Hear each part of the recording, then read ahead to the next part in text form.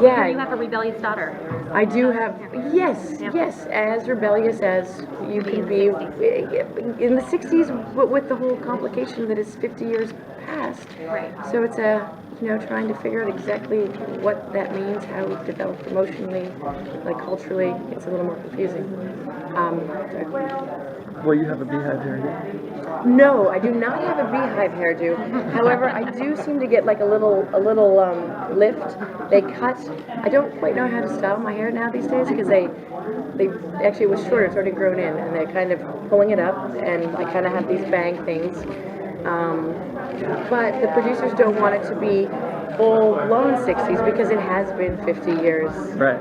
Since a lot of the extras seem to have a little more panache, to their hairstyles. But yeah, but still, my clothing and Well, and that society probably would have created their own sort of right after 50 look, right? years, certain things. Just even think like in your lifespan, like how many times you've changed your hair or.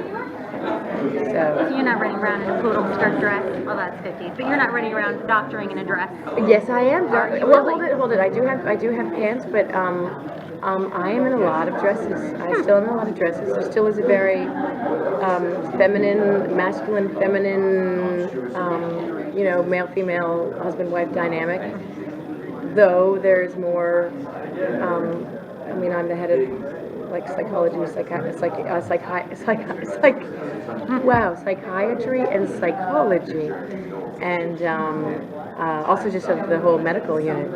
So I get a certain amount of respect there, but there still is there's still like a strong femininity to it. It's gonna be interesting to see how it all turns out. Actually, Are you an earther or the other? I am an other. I am on the upper decks. If you want to believe I drank the Kool-Aid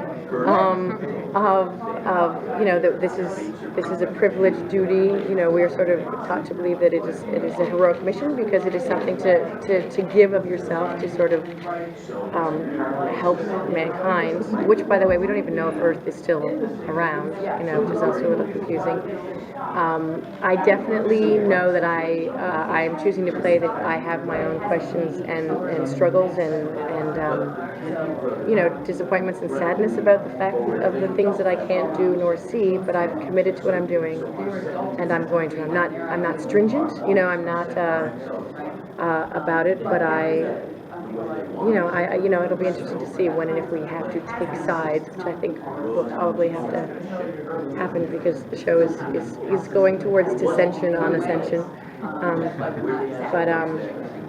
Yeah. No, we heard that it's arranged marriages, sort of. Yes. So how's her relationship with her husband? It's not so good. He really is just like been in it the tiniest bit so far. He's also a scientist, and yes, there are hints. One of the reasons of my daughter being a bit rebellious during the crisis and questioning things, she also is falling for someone from the lower decks, and I am going to be, hopefully subtly, lovingly nudging her away from it, and you will very much get the feeling that it is because I fell in love with someone that I didn't end up with, and so I'm now married to, someone that I couldn't be, and all I'm trying to do for my daughter is not have her have that heartache. Because imagine if she has to watch that man marry someone else, have kids, and be on this ship like for the rest of your life together. And so understandably, people are starting to, and the young ones are starting to say like, what is this, and I think I really think I'm probably going to be one of the ones that is sort of the more rational, that understands both things and wants to try and figure out the smart thing to do. So it's going to be interesting because I think most of the other characters I kind of know exactly which way they'd go, but I don't know what Phil's plans are for me, but I think I see valid reasons for both. Stay on course. We have no choice. Let's go to the planet. And/or why can't we evolve and, great, we still can control our population, but why does it have to be, chosen, these matches made for us? How many scripts do you guys have at this point? We have now read 4. There's a total of 6 right now, and then I told you they bought another 6. But we have not all. They ordered another 6 to be written, and are paying for that. So that's a good sign. But until we all get picked up. So is the sci-fi part of it the fun part for you, or do you sort of like the whole relationship drama and I loved all this. 2 things. One, the reveal in the pilot that we all can't talk about is so crazily interesting. Is going to completely knock your socks off. You can just spin things into so many different directions. Makes things so fascinating and interesting in psychological ways, and so that the science of it and how brilliant Phil's mind is and what he's chosen to do, like, it is truly.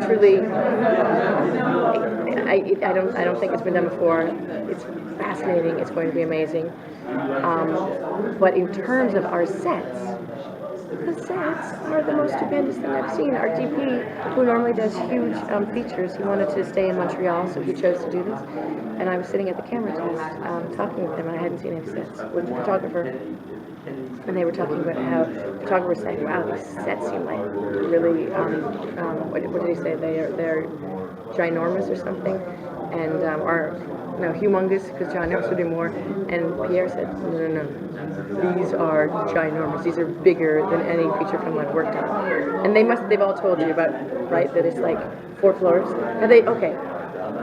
Okay, this is like what's crazy. I'm deadly serious. And I haven't done sci-fi, so I would be like super excited just being on a spaceship or something. I think, oh, this is all super cool. This goes way beyond that. There are 4 floors, like huge, like almost like airport hangars that we have studios in.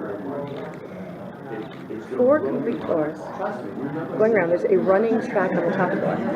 The next floor will be, say it's the Denninger's like their staterooms, quarters. Yes, there's mine. There's a medical unit. There's a cafeteria. There's like this groovy 70s lounge. There's a beach. And all of these things.